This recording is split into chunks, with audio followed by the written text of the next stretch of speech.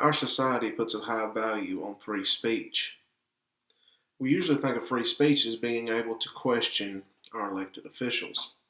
However, free speech also serves another purpose within a healthy democracy, that being the ability to express new ideas. These new ideas are the lifeblood, the next generation, the continuation of a healthy democracy. There are some people in this world that want to silence new ideas, silence free speech. What you're about to hear is an interview with Lucian Valsan. He lived under communism. He knows what it's about. Let him tell you what it's like to live in a society without free speech. Lucian, why don't you tell us a little bit about yourself? Hi there, and hello to your listeners. I am Lucian Valsan. I'm a grumpy Eastern European of Romanian nationality. I speak several languages, and I don't know. I don't like commies. I can understand that. You have a show on A Voice for Men radio. Yeah, I do have produced The Voice of Europe for AVFM radio, and I also occupy the position of European News Director within the same organization, A Voice for Men. Okay, what time does the show air? The show airs at 7 p.m. London time every single Friday, with minimal exceptions. That is 1 p.m. Central Time in America and 9 p.m. my time, Eastern European time. Okay. Can you give us some idea about how communism came to be in your country? Well, communism came to be in my country because Russia and the Allies won the World War II, and following the Yalta Convention, my country fell into the area of Soviet influence. And because of that, well, the Soviets got to send their people in here and force communism down all of our throats. And it all started in 1946 when there was an election scheduled, and in theory, communists won with a 75% majority, the Communist Party. In reality, their votes were no more than 20% or 15%. The rest of them were just simply manufactured. And there was a lot of intimidation, and the secrecy of the vote was not respected.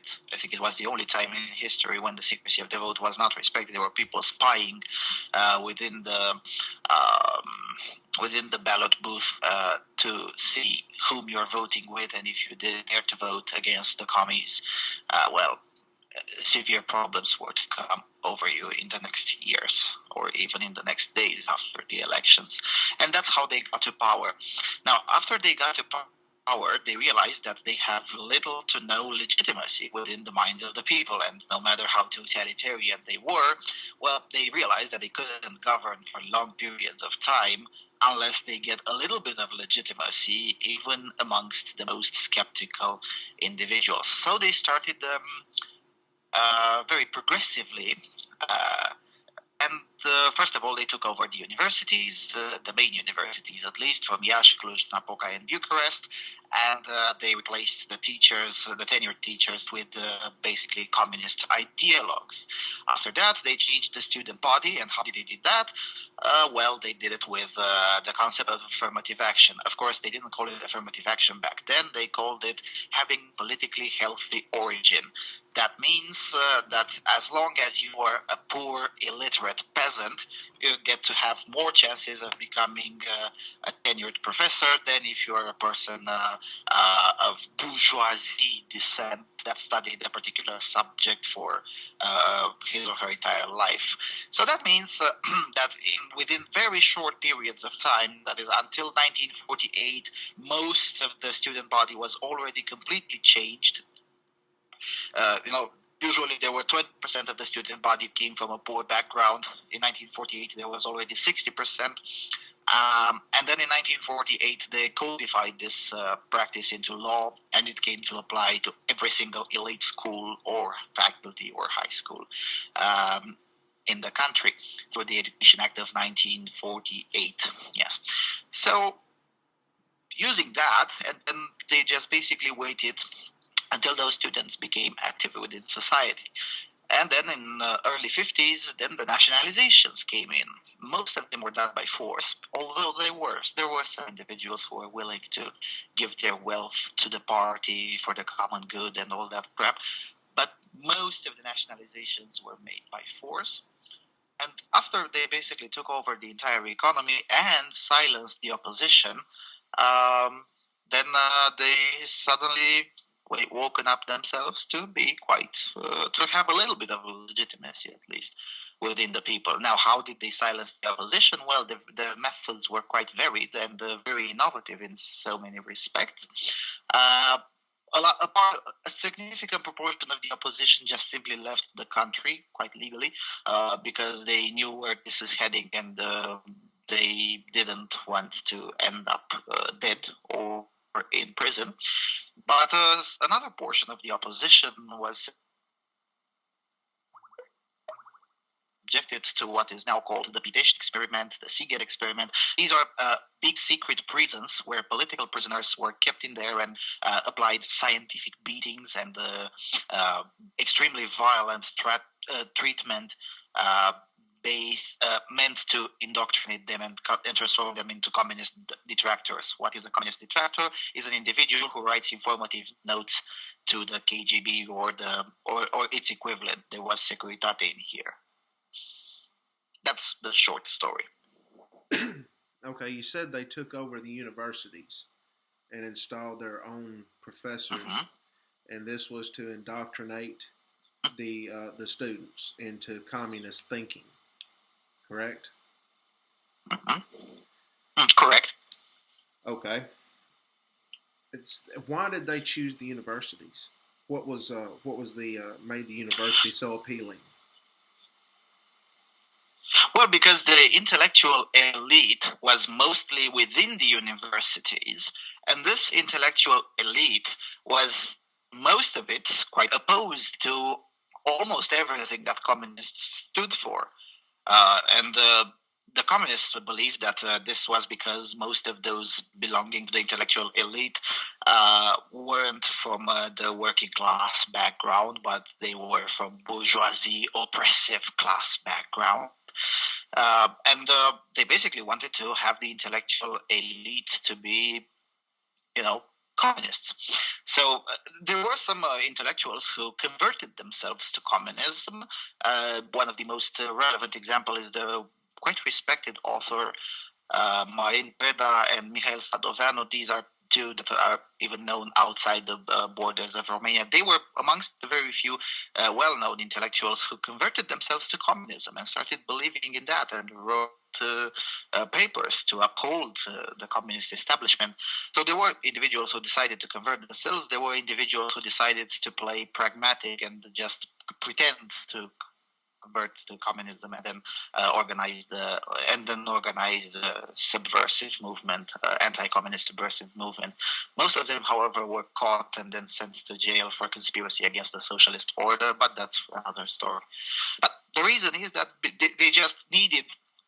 The communists believed that the ethos of this civilization of Romanians, and not only Romanians, because they did the same thing throughout the Eastern Europe, they thought that the ethos comes from the intellectual elite. What they didn't realize is most of the ethos did not come from there, because even individuals, regular people, didn't believe the commies.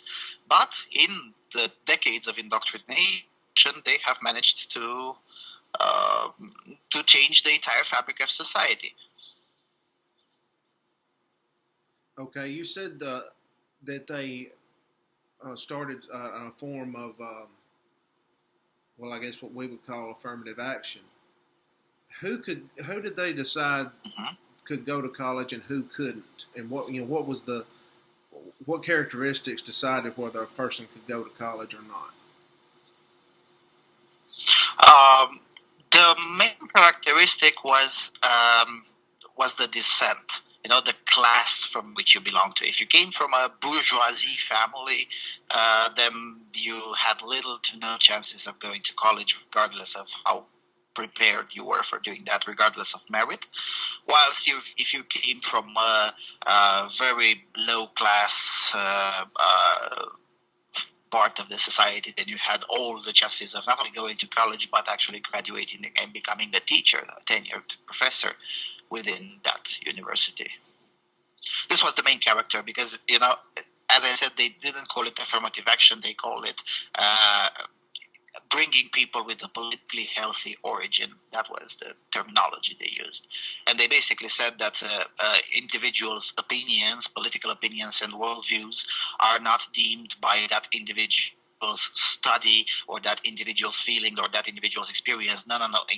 In their opinion, the individual's political opinions and worldviews are deemed by their belonging to a certain class. So everything was class to them. There was no individual. There was only the collective, the classes, and the class struggle. This is how the communist worldview unraveled. Okay, we'll get back to that here in just a second. They silenced the opposition by violent means, obviously, but what are some of the other ways that they used to silence the opposition? Besides sending people to jail and things like that, there were also ways of persuasion because, there's always a carrot and a stick.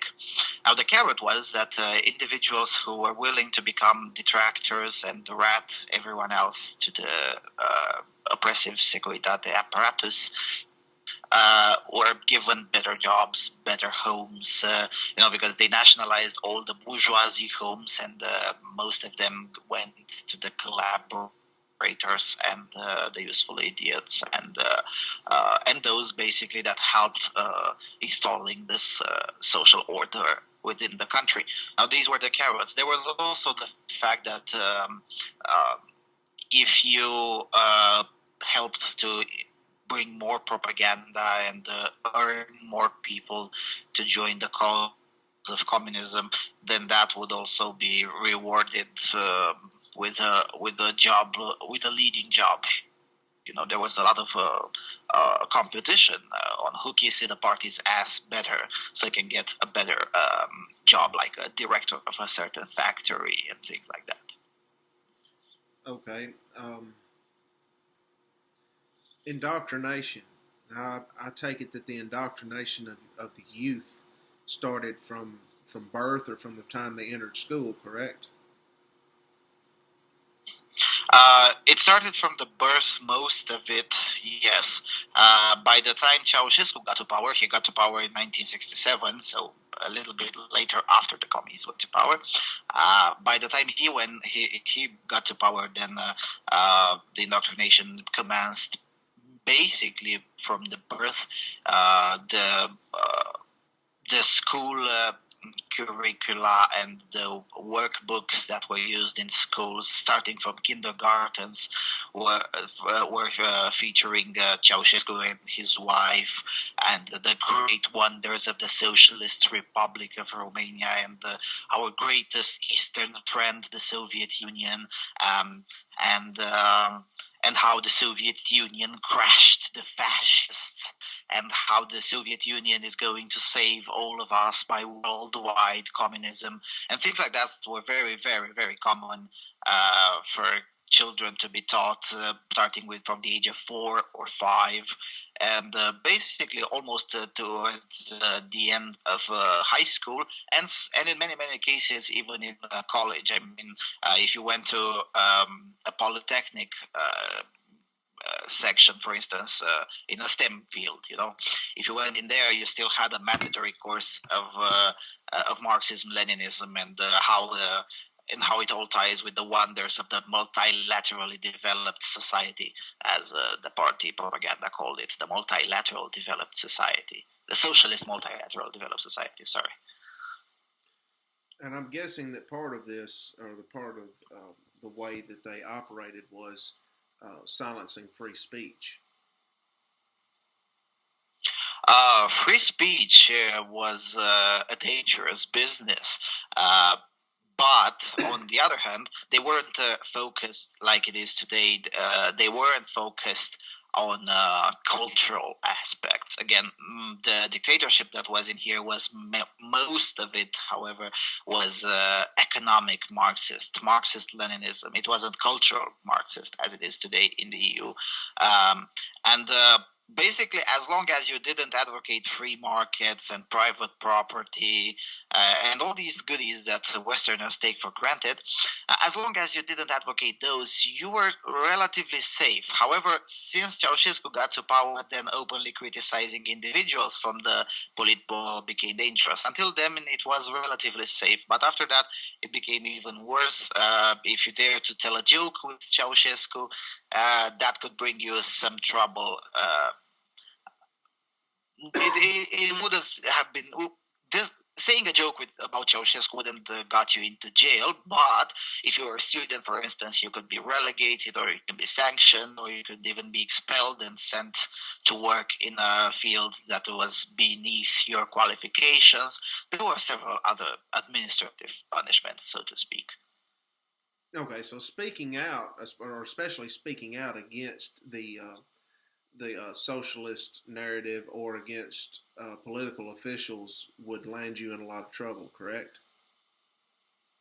Yes. Again, in the early years of communism, between 1946, when they quote unquote won the elections, and until the middle of the Ceausescu's dictatorship, that is in 75, 76, maybe in 1980, it was. It could even land you in jail, especially in the early years when Stalinist orthodoxy was the norm in early 50s. That could even land you into jail for conspiracy against the socialist order. If you want, I can give you a link translated into English. There were even 12-year-old boys went to prison because they talked with a friend about how commies are ruining the society. And things like that, and they were sent to jail for 5 years for conspiracy against the socialist order. These things became less the norm after Ceausescu got to power, but it could still land you in a lot of troubles until 1989 when the regime fell. Okay. Yes, send me all the links on this information that you can. I would very much appreciate it. Okay, you probably have already asked or answered this question, but can you tell us basically what was it like for you living under communism? Now, I take it that you did live under communist rule for a while, correct? For a while, yeah. Without disclosing personal details, the average Joe, the average Joe's life was something like this. You got born in a shitty maternity hospital. Giving birth at home was more or less forbidden. So you were born in a shitty maternity hospital. And then up until the age of 4, the regime was pretty much not interested in you. Then you were sent to a certain daycare. You weren't sent by force, but the system was construed in such a manner that it was almost impossible not to end up in there. Well, where in that particular daycare, slow bits of indoctrination came in. Instead of the old bourgeoisie tableaus that were on the walls of that particular kindergarten. Instead of them, they were all replaced with portraits of Stalin and Lenin and Ceausescu and all the other communist leaders and Bolshevik leaders. Sooner or later, besides the traditional follower stories that were being told to children, some communist-oriented anecdotes were also introduced amongst them and things like that. Then things were started getting very, very wrong at the age of 7 or 6, depending on the area, when you got into the first grade in school. Then, right after you learned how to read and write, then communist indoctrination became full force. Even kids as young as 6 or 7 were enrolled in some form of junior communist league. I don't know how to explain the term in English, but it was basically an organization uniting very, very small children that were, however, able to read and write into that organization were enrolled, and it was basically a communist organization, and they put you to wear red ties, and then in some manifestations you were sent on a stage, only the best of them, of course, but you were sent on the stage to recite praise to the socialist order and things like that. Of course, most of those kids weren't even understanding what they were saying, but that wasn't the point. The communists knew that most of the kids don't understand what they're saying, but those words were to remain in the individual's mind, and it was very, very hard to deconvert an individual after they have heard the same thing throughout their lives.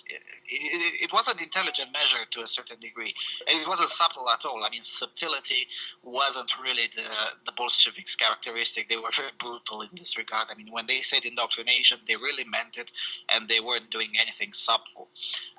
After that, when you went to the second cycle of school that usually commenced when the individual was 11 or 12, then besides mathematics and all the other normal curricula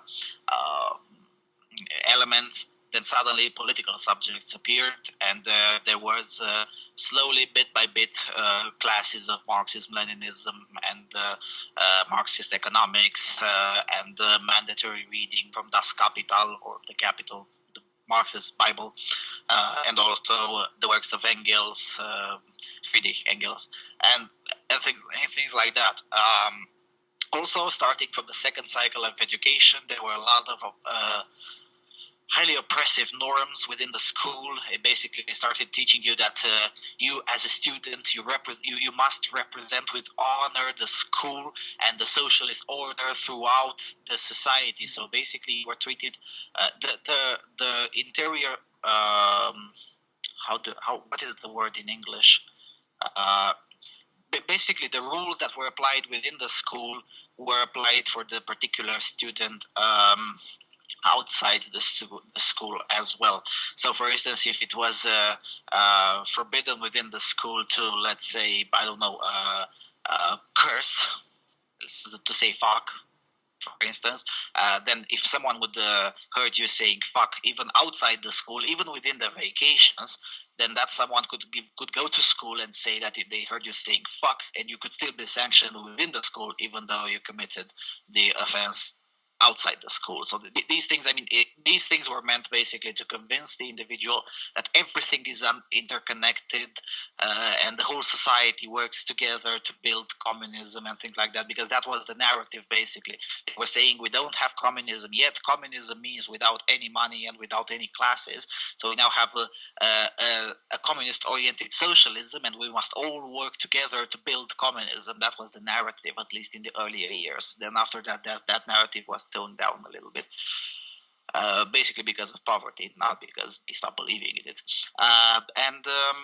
And after you graduated from the 8th grade, that was the second cycle. Then it was the third cycle, high school. The individual was already 15, 16, or 14 in some cases. It depends how it's synchronized. Then things started going very, very wrong, because starting from high school, individuals were taken out from the school and taken to work in agricultural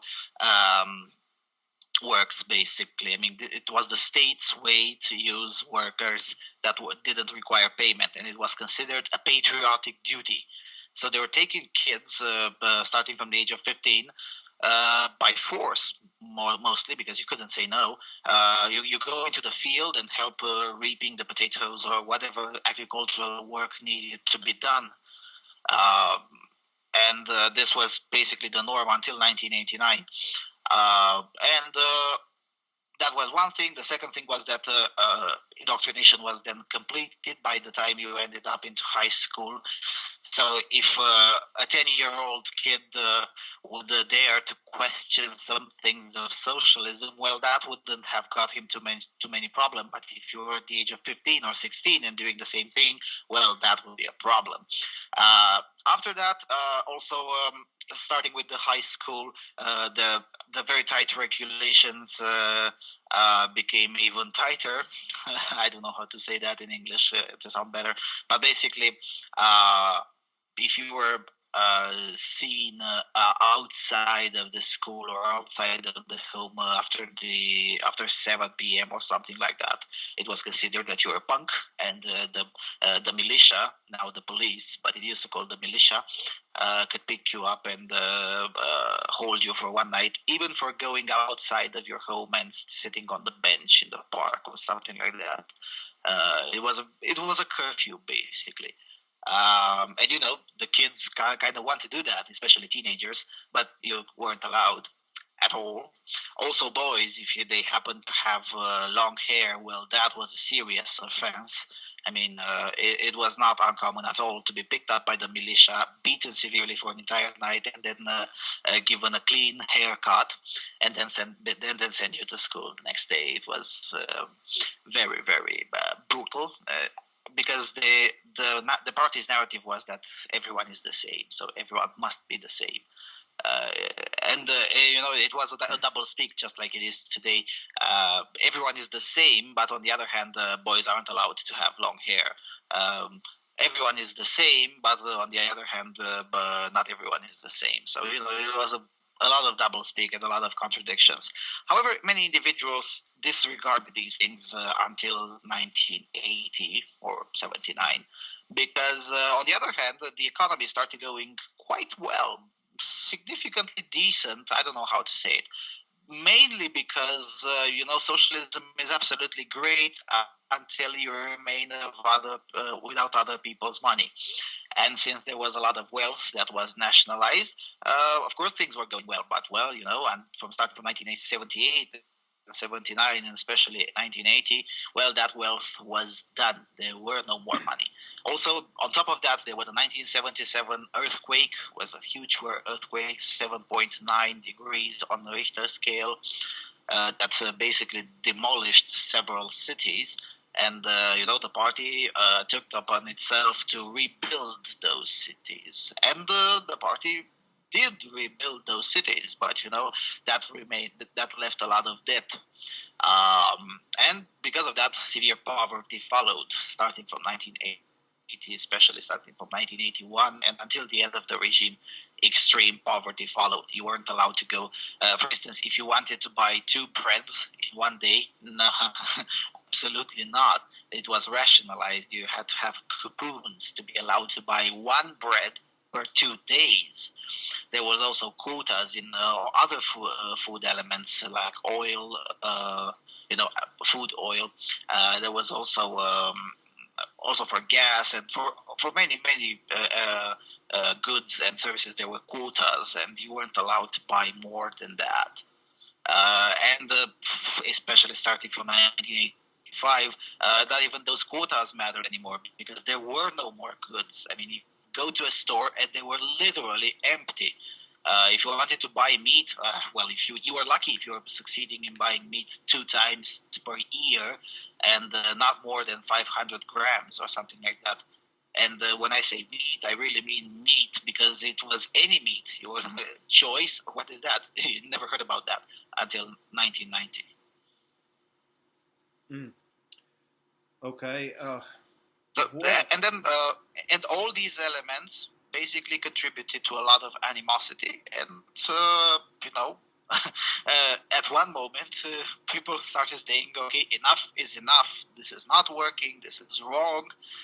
And then the 1989 revolution came in, and the rest is history. So the people got tired of it, basically. Yes, because it was basically state-enforced poverty. Because you weren't allowed to open a business, because it's communism. You don't open business. The party provides for you. You weren't allowed to buy things that were still available. Most of the things that were that you needed were not available, so you had to make contraband with pretty much everything. Starting from, we didn't end up into that extreme state as it is in Venezuela to make contraband with toilet paper, but still you had to make contraband with food elements, with the sugar, with the salami, with a lot of things. You had to make contraband in some way, shape, or form, and it was very common for people to take the train from one city and travel 500 kilometers or 400 kilometers to another city where there was a salami factory, and then bribe some of the factory officials to get 2 or 3 salamis to have for Christmas or things like that. It was an absolute madness. I don't know how to describe it better, really. Wow. So when the people got tired of it, they basically overthrown the government, right? They just kicked everybody out, or what? Well, the story of the revolution and the end of the communist dictatorship is very much the same in Eastern Europe, except Romania. There was starting with the demise of the Eastern Bloc starts with Gorbachev. Mikhail Gorbachev, or Gorbachev as you call him in English. Mikhail Gorbachev started by believing that we need to reform the party. Then he realized that he can't reform the party. Then he started saying, we need to reform the state. And then you notice that you can't reform the state. We need to reform the trading agreements. Eastern Europe nations had a trading agreement within them. It was very Soviet oriented, but anyway, you can't reform that. And slowly, bit by bit, everyone started realizing that you can't reform anything and the whole system needs to go. And in many nations, such as Czech Republic or Hungary, or even Poland, there was a very soft revolution. Several people went to street and said, enough is enough, now you get out of here. Poland is another exceptional case because they had a very organized resistance movement founded by Pope John Paul II, because, he was Polish. And they had the Solidarity movement. There was a different thing in Poland. But in here, after the fall of the Berlin War, because that's how it all started, after the fall of the Berlin War, most socialist nations, in fact all of them except Romania, opened their borders. Whilst in here, nobody opened their borders. Now, and most of us saw the fall of the Berlin Wall live on TV, especially those who lived in the western part of the country, because we were able to get Hungarian or Yugoslavian TV station, and they broadcasted it, whilst our TV stations broadcasted nothing. They broadcasted boring Ceausescu speeches, and it basically, the Berlin Wall fell in November, and in here there was still the impression that communism will last forever, and the poverty was becoming more and more and more severe, and basically in December 1989, it was extremely, extremely cold outside. So a significant number of people came outside, first of all, at least in theory, for a rally to support Ceausescu. And after Ceausescu went to the balcony to start talking, shit hit the fan. Everyone started booing him, and violences erupted. Ceausescu tried to escape from the public fury by going up into his helicopter and trying to go into a more peaceful part of the country. He was apprehended in there. He was tried in a very dubious trial. There are recordings of that trial. Part of it was even broadcasted live. But he was tried in a trial that lasted less than 3 hours, and at the end of that trial, he was executed. And then more violence continued because this is the short version. The longer version is that until Ceausescu was apprehended and executed, the army first of all started shooting into the people. It's still, the death toll of that revolution is still unknown, but probably 1,500 or 2,000 people died within those days, starting from December 21st, 1989, until December 25th, when Ceausescu was finally executed. So 4 days of extreme violence, literally. And then after Ceausescu was executed, then things started to be a little bit more calmer. But then it became again complicated in early 1990s, in the year of 1990, because the power was seized by many individuals that were basically the second line of the Communist Party. Starting with a historical figure named Ioan Iliescu. He is still alive. He's almost 90 years old. Now that guy was a minister in the communist state in the 60s, and now he was suddenly the president in 1990. It was absolutely amazing. And many people had a problem with that, and more and more violence erupted. Now the good news was that once the borders were open, not even Ioan Iliescu could do anything to preserve the communist state. I mean, he tried really, really hard, but it was already too late. The genie was out of the bottle. But Romania is the only nation of Eastern Europe that actually needed a very, very violent revolution to overthrow communism. I mean, the communists didn't want to go, and we had to force them. Yeah, that's understandable sometimes. No, that's pretty much the story of the demise. Yeah, that's understandable sometimes. No, not only it's understandable, it had to be done. Yeah. There was no other way. Oh, yeah. I mean, sometimes it takes a violent revolution, unfortunately. I wish it didn't have to be that way, but sometimes it does.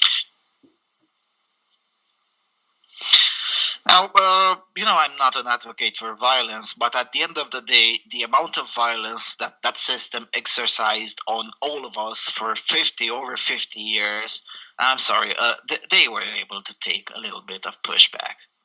So I'm not sorry at all for the individuals that for the communist authorities that suffered during those years. No, I'm not sorry at all. I think we did what had to be done. I agree.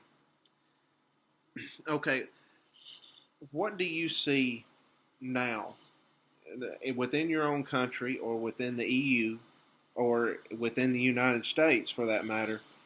What do you see now that gives you goosebumps because it reminds you of communism?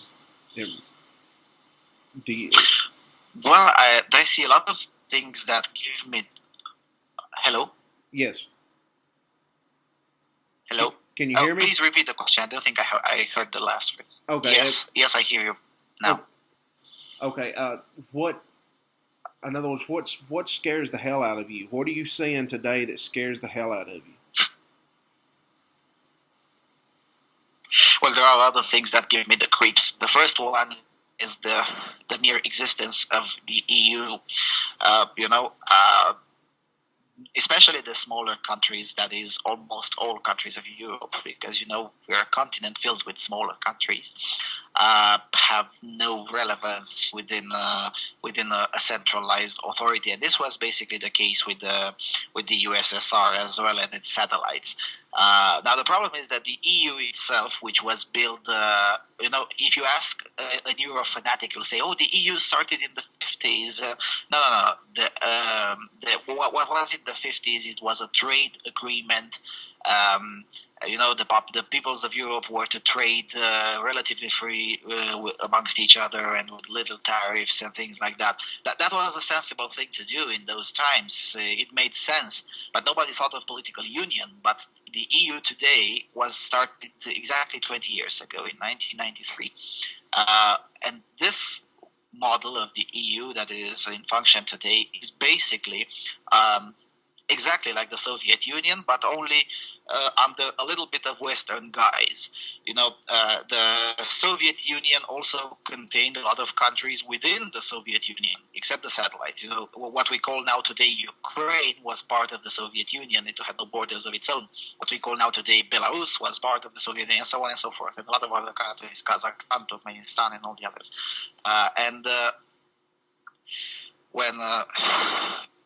when the elections in the Soviet Union took place, it was basically a proportionality system, and every country within the Soviet Union was sending their representatives in there, Georgia and Belarus and Ukraine and all the others.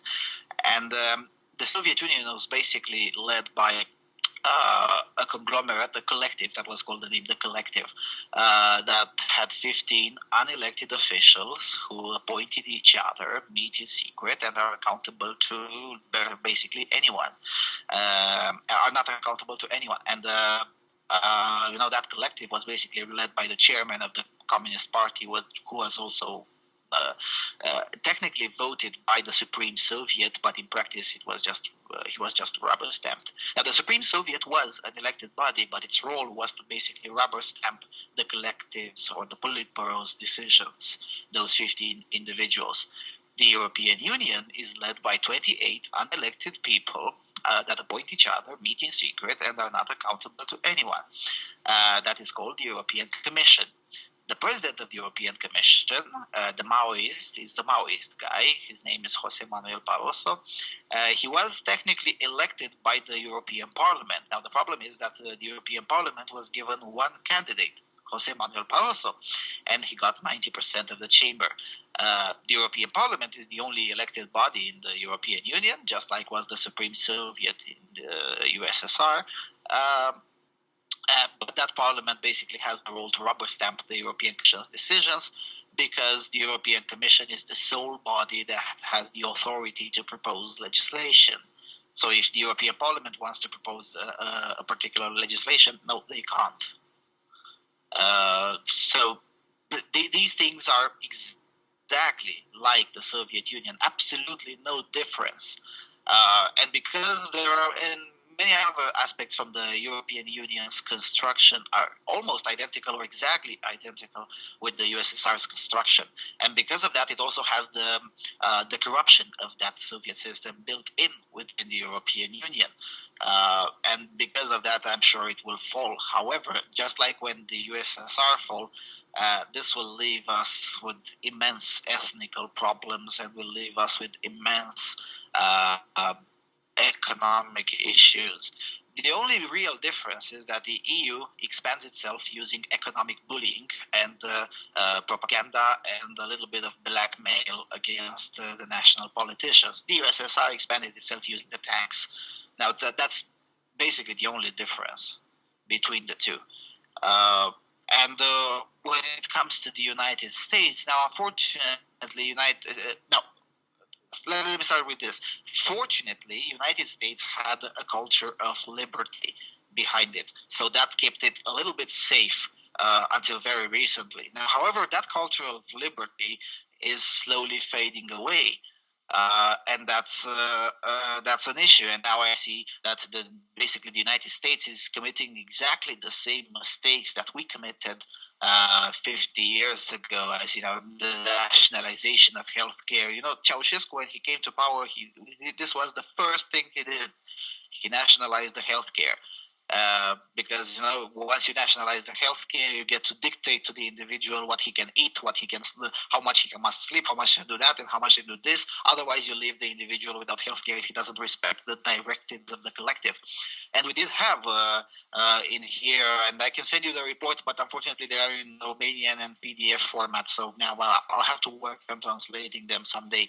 We had the quotas, national quotas of how much an individual should eat and what he should eat, and what he could buy, and what is the safest thing. It was the calculations of the scientific socialism, in which they dictated basically what you need and how much you need, and all that stuff. And it was recommended for those things to be respected as much as possible. Otherwise, you could be stripped away from your healthcare insurance, which was all state-owned. All of the other perks could be taken away from you because you did not respect the wonders of scientific socialism. So, and in this regard, the United States is committing the same mistakes now, unfortunately. They're already trying to they have taken people's children away because the children were too fat. Here in the United States, that's happened. Now, That's sad. Now, with taking children away, it wasn't the case here in Romania. In fact, it was a little bit of a paradox because Ceausescu was a politician convinced that Marxism, Leninism is the way forward. He was convinced that he absolutely believed in all that. But on the other hand, he came from a very traditional family, so he had no issues with the families. He didn't believe in taking people's children. However, he did believe in increasing the number of the population, but at all costs. So he banned contraceptives, he banned abortion, he introduced a celibacy tax. So if you are single, you need to pay an extra tax because you are single, and all these things that were utter nonsense in many respects. But in Germany, in Eastern Germany, in the Democratic Republic of Germany, the DDR, if you dare to apply too many times for an immigration permit towards Western Berlin, the state could come and take your children. The only resource in English that I know is The Lost World of Communism. It was a BBC documentary in 3 parts. The first one was about Eastern Germany, the second about Czechoslovakia, and the third about Romania. And in that part dedicated to the DDR, to the Eastern Germany, you'll see a lot of cases. One of the most extreme one was a woman who lost her children because she applied too many times for emigration from Eastern Germany to Western Germany, and she lost her children and got to see them 15 years later, basically. And then the war fell, but it was a common practice in other Eastern European nations to take your children away if you dare to disrespect the word of the authority, which was the state. Sad. This new EU legislation to ban free speech. Can you tell us a little more about that? Yes, unfortunately I can.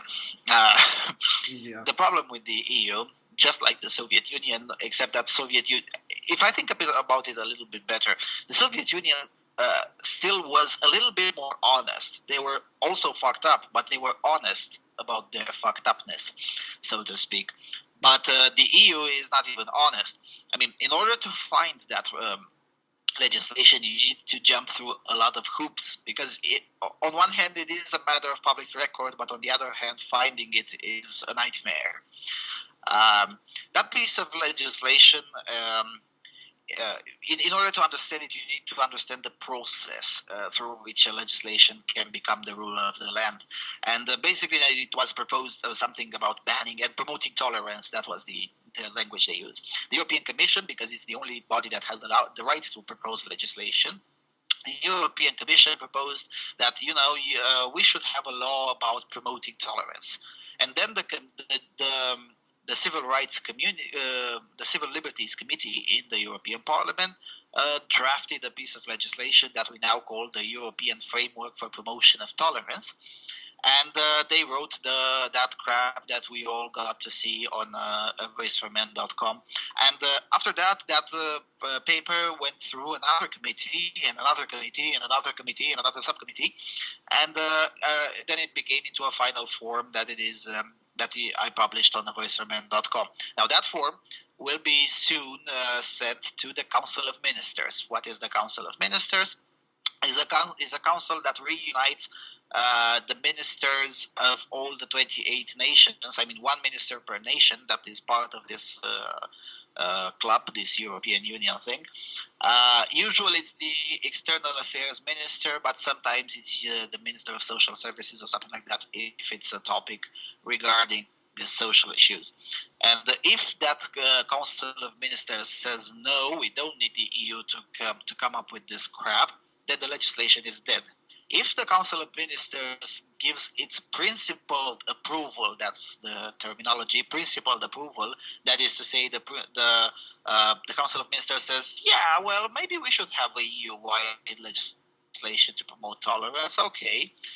If they say yes, then the document is back into all of those subcommittees and approved. And then if it passes through all of those committees, then it's back to the Council of Ministers, who gets to have another word. If the Council of Ministers says no, then the law is killed. If the Council of Ministers says yes for the second time for the entire document, then the document is subjected to a vote in the plenary of the European Parliament. This entire process takes over 2 years. In the next 2 years, everyone that lives in the European Union needs to do something to stop this document before it gets into the European Parliament plenary.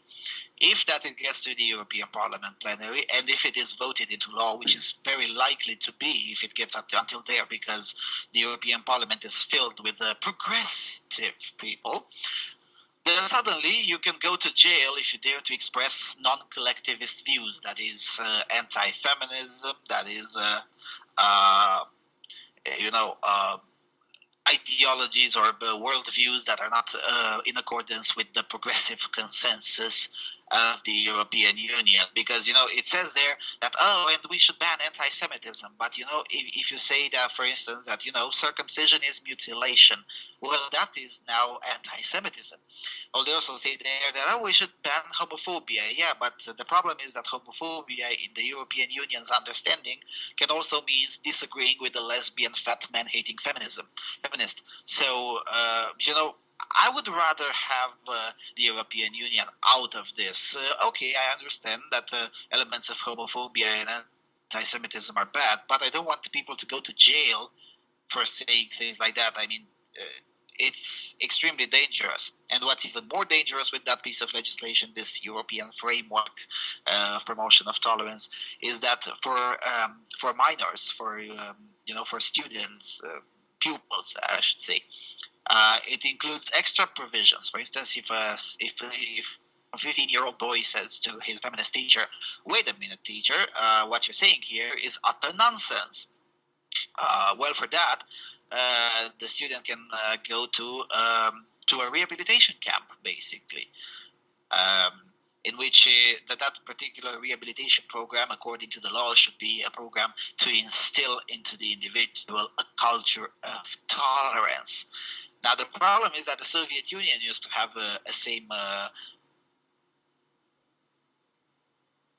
similar program in which, if you dare to disagree with the wonders of scientific socialism or with the Marxist policies enacted within the Soviet Union, it was considered that you are basically mentally deranged, or there's something wrong with you to disagree with such greatness of the socialist fabric. So you were sent to a hospital or something to be treated, because nobody could disagree unless that person was insane or something like that.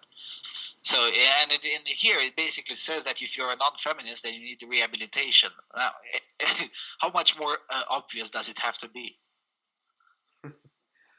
Well, there's three things that I've seen that I read in your article that were in this bill that really caught my attention. You've talked about most of them: the anti-Semitism, anti-feminism, and homophobia.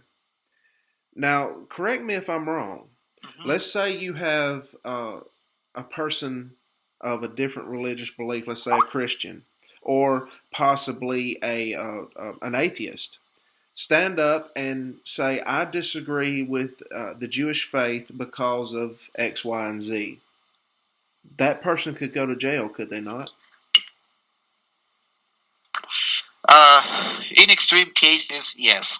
Now, if that person is a minor, that person would definitely go to a rehabilitation camp. If that person is an adult, it all depends on the context. In all cases, you'll be sanctioned in some way, shape, or form, even by an administrative fine or things like that, according to the law, to the European framework of promotion of tolerance. According to that, you will be sanctioned in any way. But in some cases, depending on the context, you might even go to jail for promoting anti-Semitic views. Yes. Okay, and the same thing with, let's say, homophobia. A Catholic priest stands before his congregation and says, "We think that homosexuality is wrong because of whatever reason that they, it's in the Bible or whatever." That priest could go to prison or be fined or subject to some sort of penalty, correct? Yes, correct. And it's all because of this definition of tolerance. Now, most reasonable people understand tolerance in the sense that I tolerate someone else, in the sense that I live and let live. But the European Union understands tolerance in the sense not only of accept, not only in the sense of live and let live, but in the sense of loving, accepting, and ass kissing. Because, I sincerely don't like the entire term homophobia because it implies that an individual is afraid of homosexuals. Now, I don't think Catholic priests are afraid of homosexuals.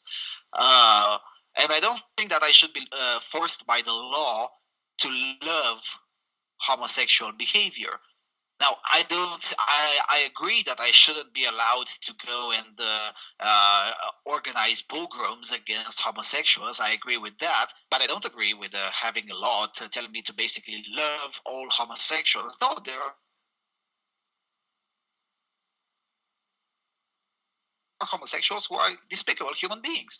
And I shouldn't be accused of homophobia because I tell them that they are despicable human beings. There are a lot of lesbian feminists who I sincerely believe that they are despicable human beings. Now, under this law, I could be fined for both for anti-feminism and for homophobia. Now, that's madness. Yeah, right. I mean, just because a person's a homosexual doesn't mean that they're a good person. Doesn't mean they're a bad person either. But we can't have a protected class. Yeah, but it's basically that's what it is, a protected class. And this all goes back also to anti-feminism. If you disagree with feminism for whatever reason and you say it publicly, you could be punished. Mm-hmm. Yeah, especially, and this is not even new in Europe. I mean, in Sweden, I talked in the latest show when we had the most prominent fathers' rights activist in Sweden. We had as a guest, we talked about the Uppsala University in Sweden, in which they basically, if you dare to express views that are against what they call könskraft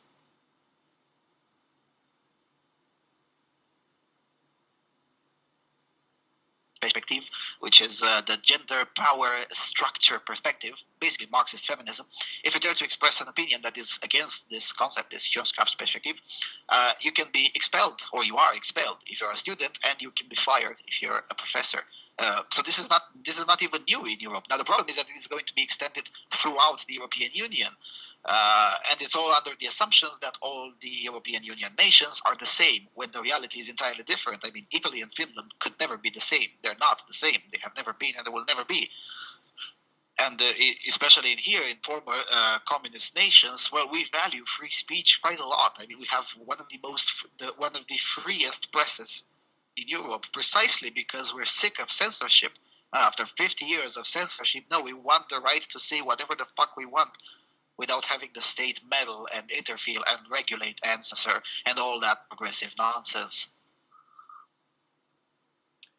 How do you see feminism playing into all this? Is it a force driving this, or is it just a tool, a bunch of useful idiots? It's a little bit of both, in my opinion. I mean, at this point, definitely feminism is one of the leading forces. But on the other hand, it is also part of the revolutionary Marxist agenda. I use the term progressive in many instances during this interview. Now, what is a progressive? Now, there are a lot of people who used to refer themselves as liberal or left-wing, and now they refer themselves as progressives. Now, the problem is that many people, including myself, I like liberals. Even lefties are okay, but I don't like progressives.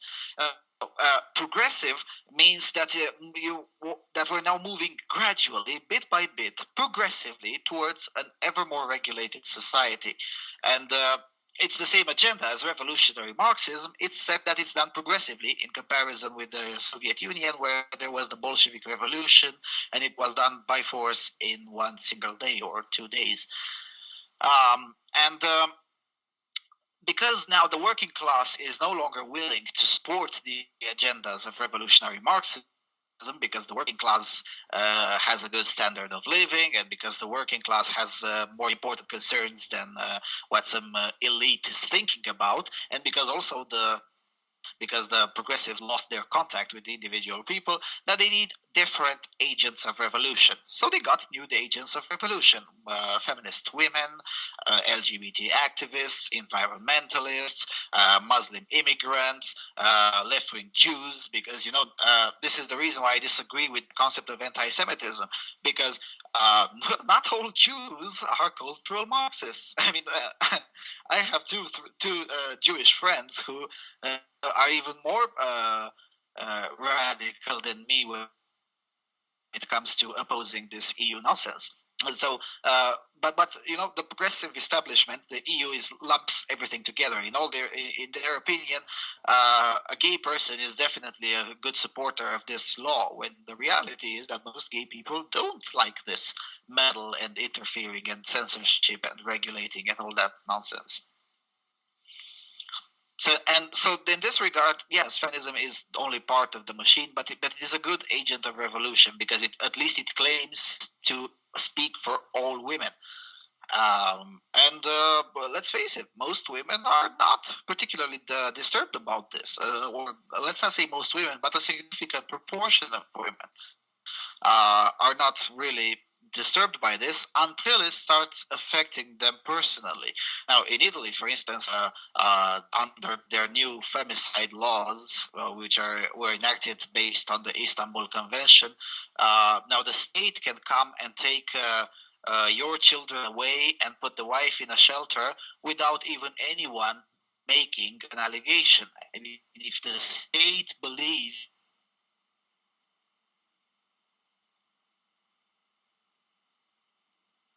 that the father might be abusive, they could come and do that, and the wife doesn't have the right to stop the whole nonsense, because it's basically, no, we the state believe better, and we believe that you're in danger of femicide. So it's absolute madness, and feminism is a very important component of all this. Well, thank you, Lucian. I believe you've answered all of my questions. Is there anything else you would like to add? Well, the only thing that I would like to add is to encourage every single individual to start doing individual activism if you're living in a place where progressive ideas are being implemented by force against everyone else's individual options. Because if this isn't stopped soon, then shit will hit the fan. It's very simple. In order for evil to prevail, it's enough for good men to do nothing. That's all I have to say. Okay, Lucian, thank you very much for this interview, and I appreciate it.